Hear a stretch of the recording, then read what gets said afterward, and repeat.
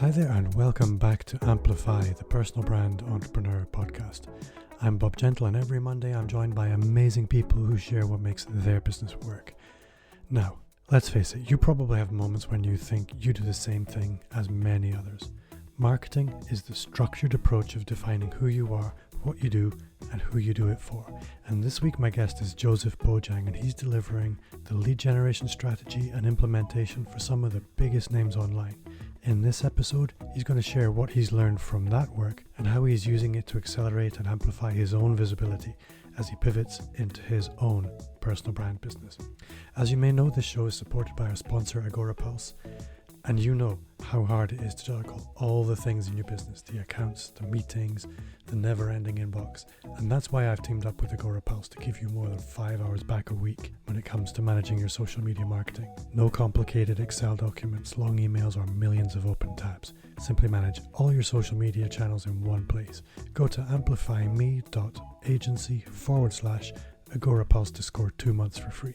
Now, all you have to do is figure out how you want to spend those spare 5 hours. If you're new to the show, then take a second right now to subscribe so you don't miss new episodes, and you can grab some older ones when you're done with this one. Now, I also have a new thing on the website. If you visit any of the podcast pages on the amplifyme.agency website, you'll find there's a new button on the right hand side that says leave a voice message. If you see that, you click on it, you can record a voice message for me right there on the website. It'll come straight through to me and I can include it here on the podcast. So if you have questions, ideas, or feedback, let me know and I would love to include you. Don't forget as well, you can join my Facebook community. Just visit amplifyme.fm/insiders and you'll be taken right there. Welcome along and let's meet Joseph. So this week, I'm really excited to welcome Joseph Bojang to the show. Joseph, why don't you start by telling us a little bit about who you are, where you are, and the kind of work you do? Yeah, thank you for having me on this show. So yeah, like you said, I am Joseph Bojang. And one thing that I do and have been doing for a while is building websites and helping people get their marketing started online. But around 2015 is when I started getting into more digital advertising. And since then, I've really been working with a lot of large brands and at times software companies, airports, to really help them make sure that their hard-earned money that they have is working for them as they're bringing in new customers, as they're growing their business, and just taking people through what we all refer to as this customer journey. So that's what my business is now. But over the past year, I've really been making some shifts in it. And I think this is what you see in most business owners. They kind of leave their 9-to-5 job, they're an employee, and then they decide they want more. So then they become more, they start selling professional services, maybe even a product. But then at some point, they want more leverage in their life because you notice that whenever you leave, and you work for yourself, you you have, instead of one boss, you end up getting 35 different bosses, depending on how many clients you have. So like most sole proprietors, entrepreneurs working with a small team, I've kind of gotten into that stage where I'm really looking to help more people in more of a business to consumer instead of business to business type way, so that I can actually help new business owners that are leaving their job, or, pivoting professionals, as I call them, or even people that have been marketing for a long time that are looking for a way to actually get out of this idea that they started their business with of, I just give good service and I'll grow through referrals. So that's the shift that I've started to make, is to help other people market their business, understand how to get really good results with their marketing, and then hopefully create a community for them, because this isn't super easy to do on your own. After a few years, you want other folks to be in your life, your business life, and to get encouragement from them. So that's another part of it. It's not just about business, but it's also about relationships as well. I love that. And it's like you're my Oklahoma business twin. It's a very similar journey to mine. There's some really interesting parallels there. And what I liked was that there's a sense of purpose in what you're talking about that's really important for me. Mm-hmm. And I think the pivoting professionals, it's very easy for people to not really listen to what that means. That's somebody who has decided they're going to make a big change in their life. And that's a big deal. And to take advice from somebody when you're making a change like that, it's a big decision. Mm-hmm. And I really admire anybody that's making those big decisions, because so many people settle. So many people are just content to do what they do, and they worry about the risk of setting up their own business. Mm-hmm. And there was something you said a minute ago, which was you go from having one boss to having 25 bosses. And for some people, they might think that sounds like a real hassle. But the flip side of it is, and I think it's important to put this flip side, is if you're sitting in a job and you're thinking you're secure right now, and you've maybe had that job for a long time, the truth is you just have to annoy one person to get fired. Mm-hmm. When you have 25 bosses, you have 25 people that you need to annoy before you have a huge problem, which is actually a really nice place to be. And for me, it feels much more secure. You've really spread your risk out there. Yeah, I want to say one thing to that, that it kind of popped in my head as you were talking, is whenever I started, I primarily was business to business. And I think this is really important for anyone transitioning and looking to sell courses, memberships, and do all of those things, is when you're starting out in your business to business and you provide a service, it doesn't matter if you're a lawyer, if you are a janitor, a marketing professional, whatever that professional service is, it's a little bit easier to find clients because you know that businesses and industries clump together. So if you clean floors, you know that you just need to go find someone that owns a building and you can, target those folks and start coming after them with a particular message. And this is the same for marketing services. So when I first started, I knew that there were businesses that needed leads. So it was easy to find this pool of leads, and I could easily get in there through paid advertising, through direct outreach with email. I would just send tons of email out and just say, hey, this is the service I provide. Are you interested in getting on a call?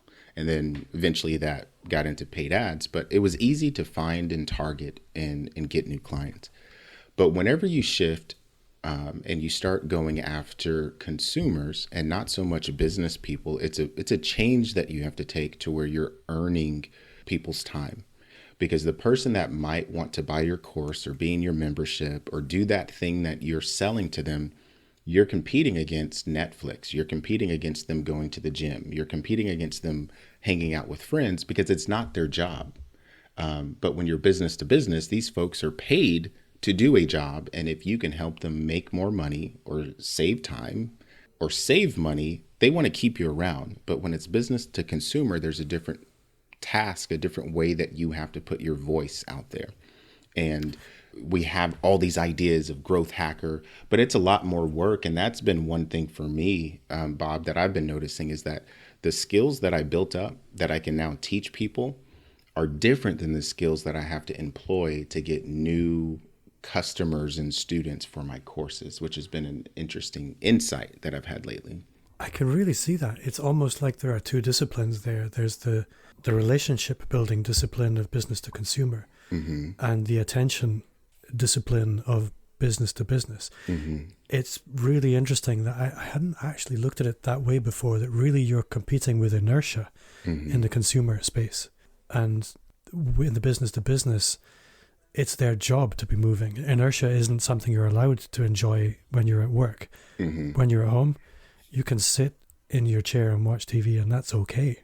But when people are, I guess you need to get in front of the people that are looking for transformation when they're already battling themselves with inertia. So yeah, let me give a clear example of that too. So let's say that when I first started, I didn't think this would be the case, but my best clients were marketing departments. So I ran ads on Facebook, on Google, I helped them with marketing automation, things like that.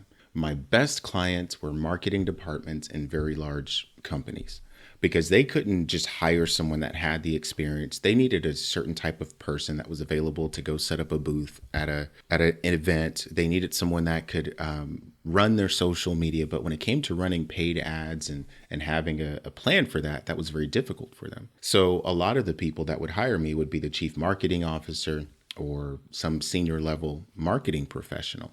So when they hire me, I was able to make them look good at their 9 to 5. So they're paid, they're paid to be there. So when I come in and I help them look better and I help them get better results and communicate in a certain way, it's easy to keep me around. But as I've started teaching people how to create a funnel, how to brand their company through understanding their voice a little bit better, I've noticed that some people, what I'm competing against, I could have like a course that takes them from step one to step done, or, getting them to the next step, but they wouldn't have their work completed some weeks, or something else got in the way. And that's when I realized, wow, this for them is an additional thing to their life.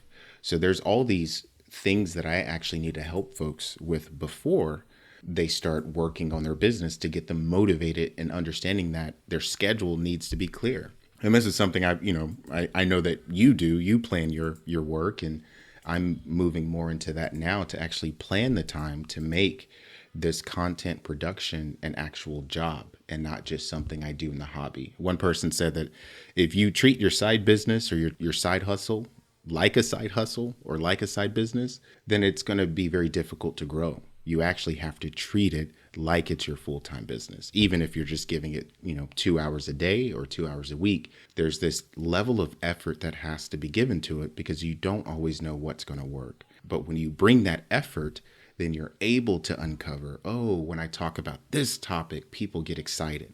Now, how can I flip that and keep talking about it so people really get it and they move forward and they move to the next step? So that's been something that's been deep on my mind. And as I think about it, and even talking with you and knowing your purpose of helping entrepreneurs get online and get moving forward, I think that's the number one thing for all of us that are helping people, is to help them move to that next step, or figure out why they're stuck, and really help them push over that wall. I think what a lot of people don't appreciate is that when you're working in the online space, you're working in a very hazardous environment. It's very time consuming, very distracting, very toxic in a lot of ways. A lot of people are very fearful about showing up in that environment. There's a lot of reasons why people don't take the action they could. And especially if they have a day job, because other people's stuff will always be more important than yours. That's just a fact. And when you've got your boss waiting for you to do things, your kids or your family waiting for you to do things, those are things that are on fire. Those fires need to be put out.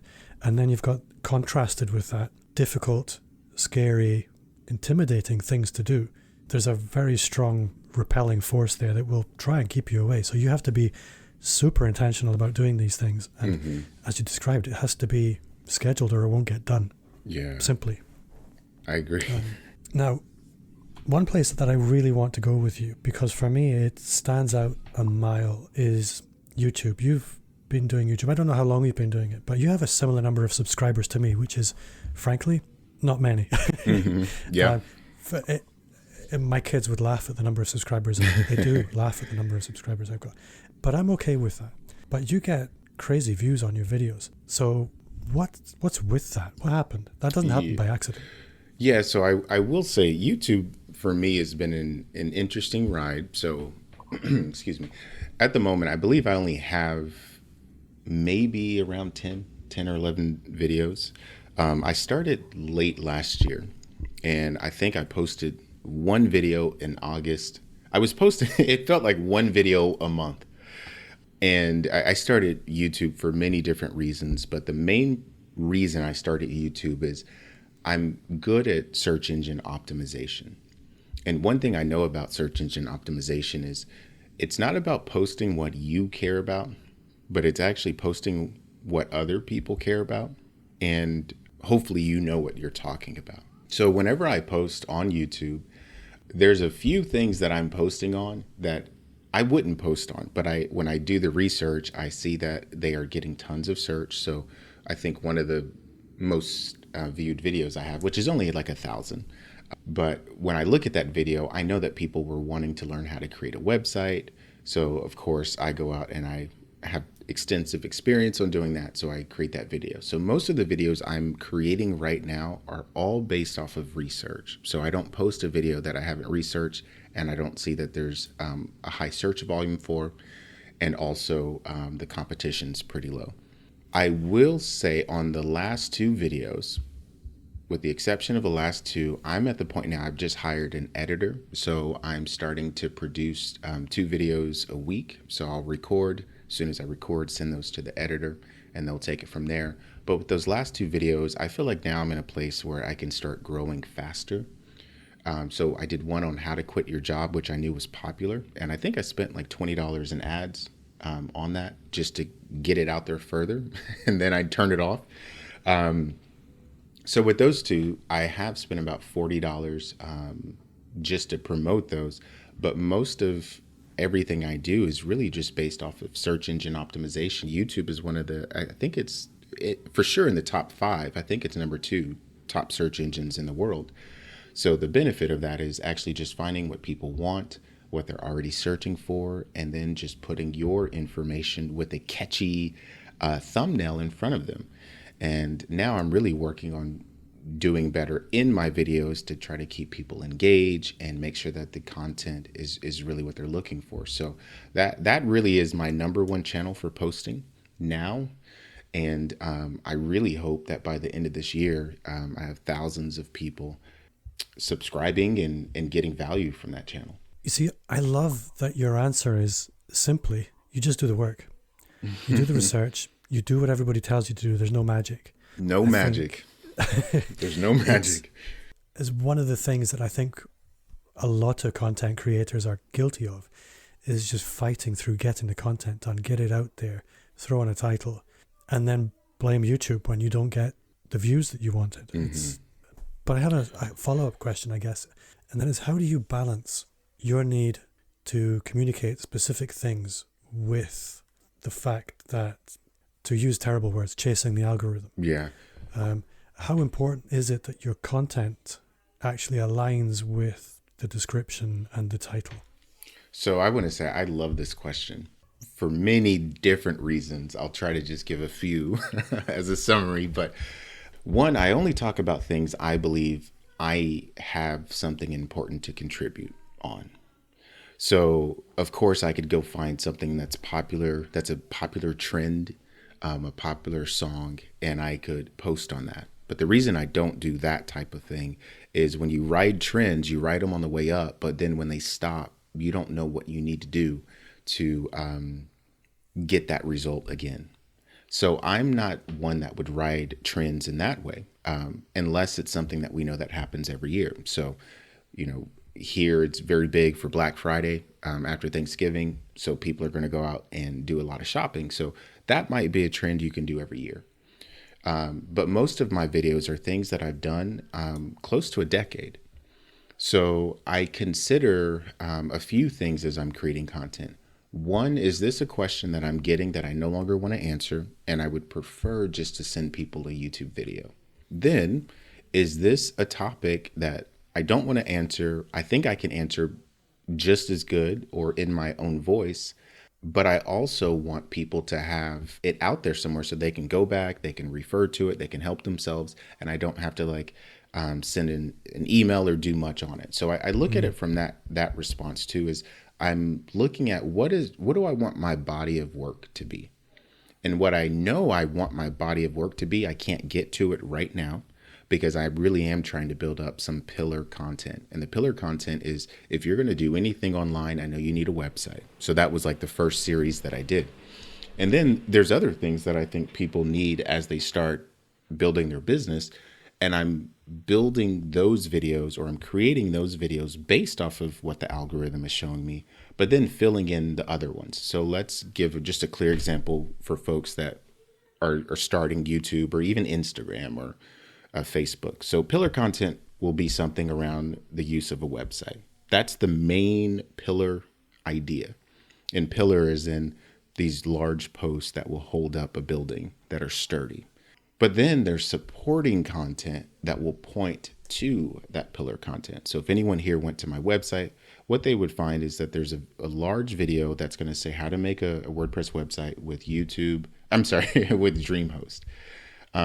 But supporting that video are going to be how to add your podcast to your WordPress website, how to add video to your WordPress website, how to do SEO, on page SEO. So there's all these things that I know people need once they have a website. So I'm creating it in that way so that over time, I feel I'm creating this body of work where people will know me as a marketer first, but then I could start getting into the type of content that I believe really holds people back. I could teach anyone how to create a funnel, how to run an ad, how to do anything, but what most people don't have is a clear understanding of their voice and how they want to communicate to stand out from other people. So that involves knowing your story. It involves knowing values that you want to communicate. All these things are really what I see is holding people back and why they don't get results sometimes, because they'll post a video or they'll post a Facebook quote card that everyone is doing, and it has nothing unique to them to where I want to continue following them. So that's what I'm trying to do in my own way. I also am not very hypey, but I am very goofy. I'm not very funny, but I'm goofy. So even in some of my videos, I have fun. But as I communicate, I always try to associate a marketing strategy to something that's deeper, that's behind the idea, not just the tactic, but the strategy. So when I look at YouTube, I'm looking to build a body of work that people can come to and they can start building their business with going through my videos. That's really important to me. So part of it is knowing that I want to do something long term and I just need to create more. So if I really want to get to the videos that I want to get to, and this is to answer your initial question, if I really want to get to the videos that I think about all the time, I need to create enough of these preliminary videos that will get me views, that will get people commenting on my videos. And that's what I'm doing now. And I have my content calendar. I have tons of videos that I've already researched the titles, and I record it. And I don't do the bait and switch. So if you read one of my titles and it says, what is marketing? What is a sales funnel? What is a marketing funnel? That's what I talk about. I don't try to change it, but I talk about things I know. And so I never feel that I'm inauthentic and I'm just chasing views. But that's a big part of it is for any business, we need to get out there. We need to be heard. We need to claim our place and be the hero of our life and of our story. And part of that is standing up and putting your voice out there. So I do it as authentically as I know how. And that's what I'll keep doing. Well, I think anybody listening to this who has ambitions around YouTube or maybe wonders why they're not getting the views that they would like, this is a really good lesson, that it's a simple strategy actually executed without cutting corners. Because I know people with YouTube channels in the tens of thousands who get comparable views with what you're getting at the moment. And other channels that have the subscriber base that you have will typically see between 30 and 40 rather than 300 to 500 views. Yeah. So that's I wanted to say one thing to that too, is I think most people don't market their YouTube videos. If you go to my Facebook profile, on my Instagram, and even on my Facebook page, you're going to see those videos. So part of that is also the community of people who I know I'm connected with on Facebook. I know some of the things that they want to see. I don't just post a video once. So there's that too. I think some people post or create a YouTube video, and this gets just to marketing, right? And repurposing content. That one, if you're making anything, make sure you stand behind it. I've created some things before and I thought, I'll just repurpose this. And I wasn't excited with what the original thing I created, and then I repurpose it. And I'm quoting here, I repurpose it. Really, I'm just putting it somewhere else, but it's not really repurposed. And then someone would, say, this wasn't helpful, or, they felt I didn't answer their question or do something in a certain way. And I know I had some conflicting emotions with those types of things. So one thing I've decided to do is really post things that I believe I've done my best on. Now, doing my best on something last August is different than doing my best now. And I realize that, and part of it is getting better, but at the same rate, I post my content several places. I let people see it. I repost it. I reshare it. If someone asks me a question, I'll send it to them in an email. So I do a lot of things that I'm not just relying on the algorithm. And I think that's what most people do. And most people don't comment. They don't leave a call to action in their video. If they post it somewhere, they don't engage with folks. So I'm actually doing that other marketing work around it. And there's some videos that, I think I have 50 or 60 views on. And there's times where I think, oh, maybe I should remarket this and put it out there again. But I think most people just market once, if at all, and then they just move on to the next thing because they are chasing something that's fleeting. But I'm really trying to educate. So part of it is keeping it in people's awareness. I am really glad. Now, there's another place I would like to go with you because a lot of the time marketers tend to fall into one of two categories. There's, you just need to spend money on ads, design a great funnel, and you can make money.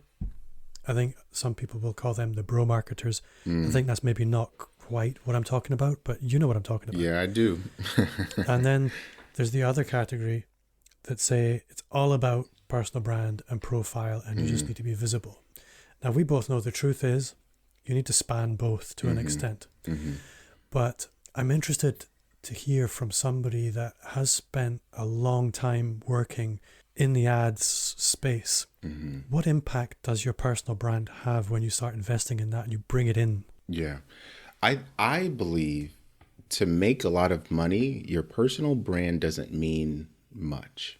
And I say that based off my experience and based off the people I've worked with. So there's a lot of people that don't know me. But anyone that would have wanted to hire me for running their Facebook or Google ads, they would know me because they would be the ones getting my emails or getting, seeing an ad. In some way, I would reach out to them directly. But for everyone else, that would be John Q. Public. They've never heard of me.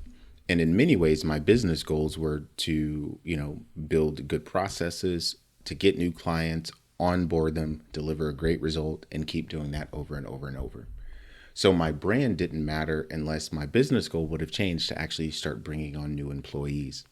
But because I was fine with keeping my company small and working with a few contractors, my personal brand did not matter. But now it's extremely huge. And this is why I started YouTube last year, is I discovered I can get a client. I can go out and make a lot of money, but that means that once I get a client, my time is booked. But now, as I've started doing YouTube and I'm making money from affiliate commissions, from course sales, I wake up and I'll see an email that says, you just got a commission. So there's a difference in that my brand now matters, that I do need to start earning people's attention. I do need to start earning their focus, and I can use ads to make that process go faster. But at the end of the day, I do think you need both, but I always start with your business goal. I'm at the point now where my business goals do span both. But when I was just after, growing my business and going after other businesses, I didn't rely on my personal brand much. But now that I'm trying to get more consumers, my brand matters because there's that trust that I do need to build up. And I need to become someone in their mind that when they think of someone explaining a concept a certain way, I want them to think of me. And that's the difference that I see. And I've seen a lot of folks actually go they're trying to go after a business, or they're trying to go after a consumer with the wrong marketing strategy.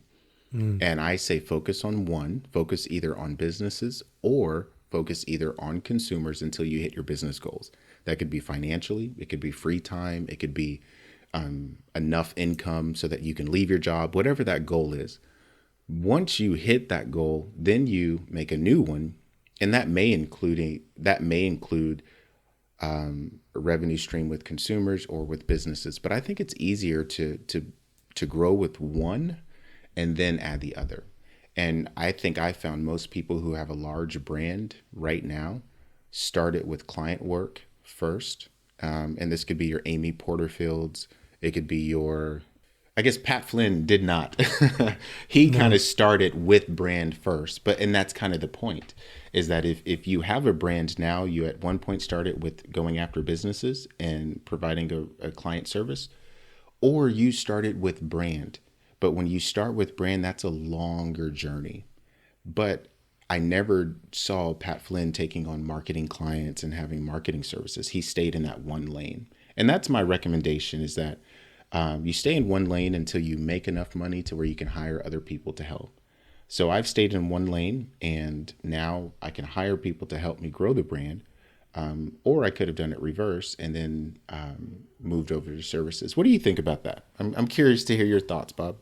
I think I agree with everything that you said, but I feel with a personal brand, there's this added, what I would call X factor, or almost glamour in the metaphysical sense, that the best way I would describe this, and I describe it to clients all the time like this, is if you imagine you're driving down a very busy road, how many impressions does your brain take in? It's millions every second. But if there's somebody standing at the side of the road and they're looking directly at you, you're going to remember it all day long. And this is where personal brand works differently from traditional branding. It's a multiplier. Yeah. It just works very differently from a psychological perspective. So by investing in your personal brand, you get the result faster. So if you're running ads and people recognize you, your ads are going to cut through more quickly. Yeah. Because a lot of the time I'm working with smaller businesses or businesses that have recognizable people in them. They a lot of the time they'll want to try and sidestep a personal brand because they think they've perhaps outgrown it, and they want the corporate brand to maybe step up. I often feel that's not the right approach, because you've got this leverage of the personal brand. Doesn't matter if you're Jimmy, the guy who cuts hair, or you're Elon Musk. I was told to call him Elon yesterday. That's what we call him here. Yeah. Then personal brand is going to carry you further than a corporate brand. And when I say carry you further, it's going to carry you further into people's heads. Yeah. Yeah. And it doesn't really matter what the vector is. Yeah. And I will say, I agree with that.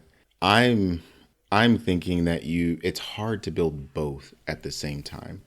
But I can remember, and I would imagine you've probably had, let's talk about Mike Kim, who has one of the largest podcasts on personal brand. His personal brand is such a multiplier that we both would get emails, people soliciting our services, where mine would be the local insurance company or the local lawyer. He would get an international company seeking him out because of his personal brand. And that's where I think you're right, in that the larger your brand, the more robust and larger type clients you can get. Yeah, there's almost a celebrity effect around your business. That like attracts like. Personal brand, if it's done well, it's almost like a magnetic effect. There's a strong positive attraction. There's also a negative repulsion. And that's a very useful thing, because in my space, I want people that are coming to me for me because they love me, for the values that I have, for the way that I work, because they've seen my content and they've gone, you know what, I really would not just commercially benefit from working with that guy, but I would love to work with him. And the Mike gets that at a different scale. Yeah. For exactly the reasons you described. Yeah. And I think that's, and I'll restate it. I think I have a little bit more clarity now, in that when I say that build your business first before your personal brand, I don't think you can have a personal brand like a Mike Kim, like a Pat Flynn, like a Amy Porterfield, or whoever, without first building the business, unless you invest years into just building the brand. And I think that's my main thinking as I think about folks that I primarily work with, is they're trying to grow a business. And I see them a lot of the times, to use an expression we use here sometimes, it says like where you get over your skis, where you're out of balance or you're reaching too far, because they're trying to build this personal brand, but their company really doesn't have any roots yet.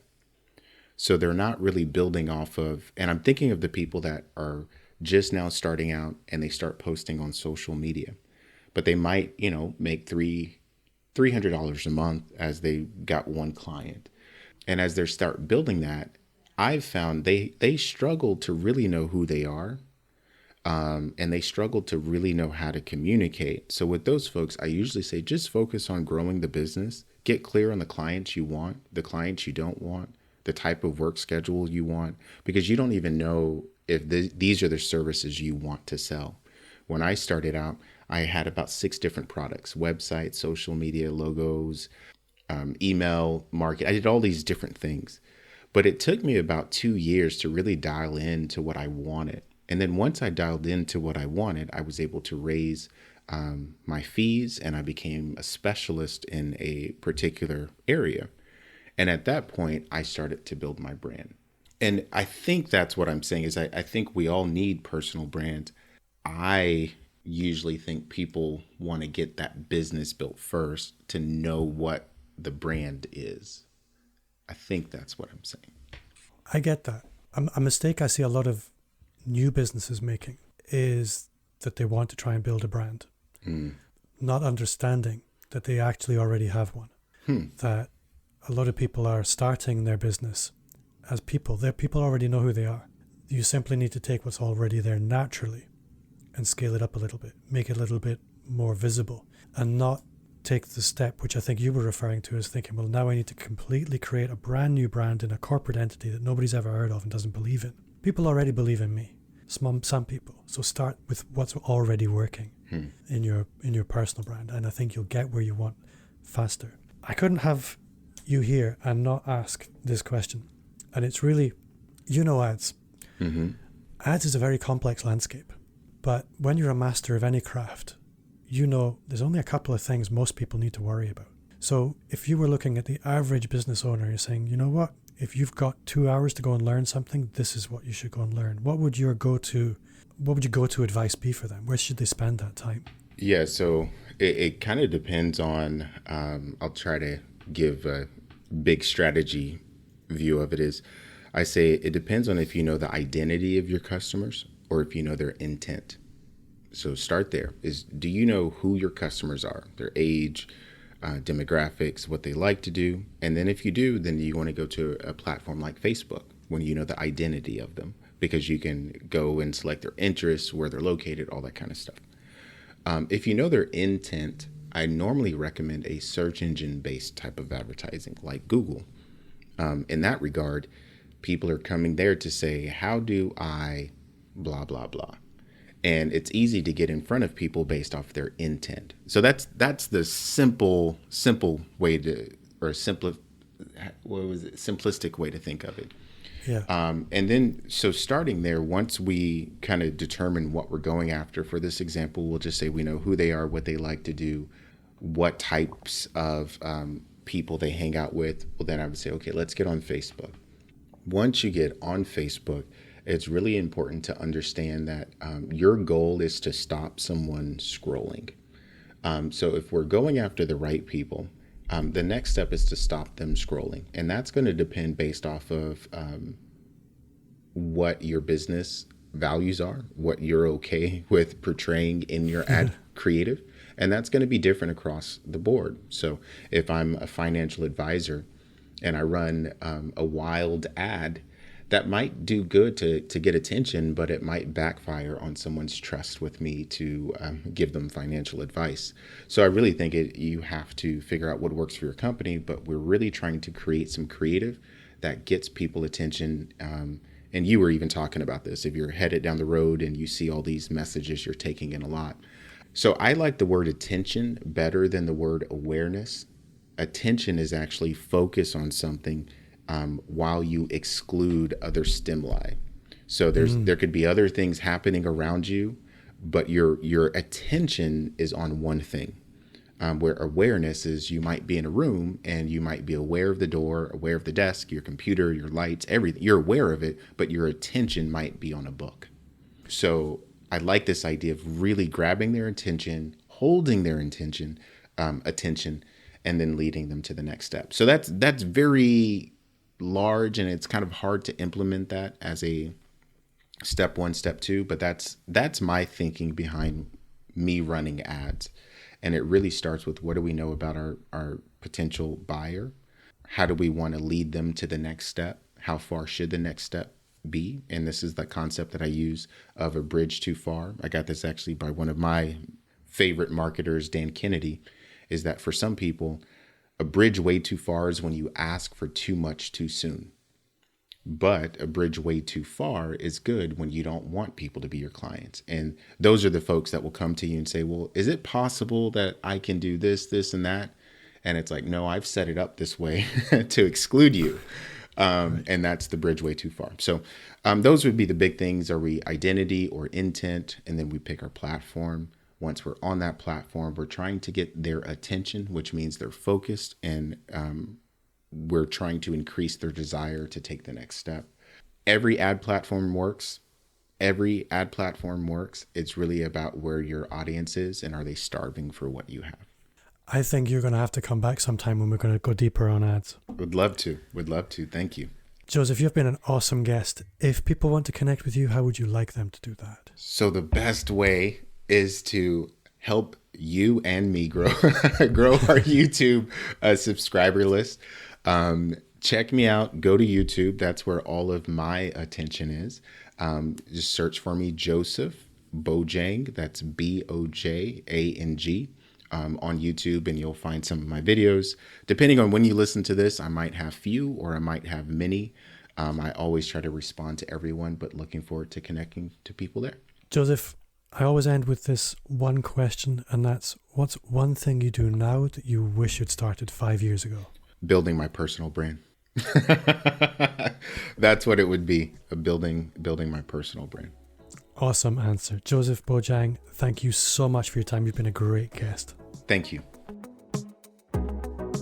It can be challenging as a marketer to balance the needs to market your clients and take care of all the things which generate revenue and your own marketing. And Joseph does such a good job of that. Before I go, just a quick reminder to subscribe, and if you haven't already, then join our Facebook group. You'll find a link in the show notes, or just visit amplifyme.fm/insiders and you'll be taken right there. I would love to connect with you on social media. Follow me wherever you hang out. You'll find me at Bob Gentle. And if you do, message me, let me know, and I can follow you back. If you enjoyed the show, then I would love a 5-star review on Apple Podcasts. It would mean the world to me, and is the very best way to help me reach new subscribers. My name is Bob Gentle. Thanks again to Joseph for giving us his time this week, and to you for listening. And I'll see you next week.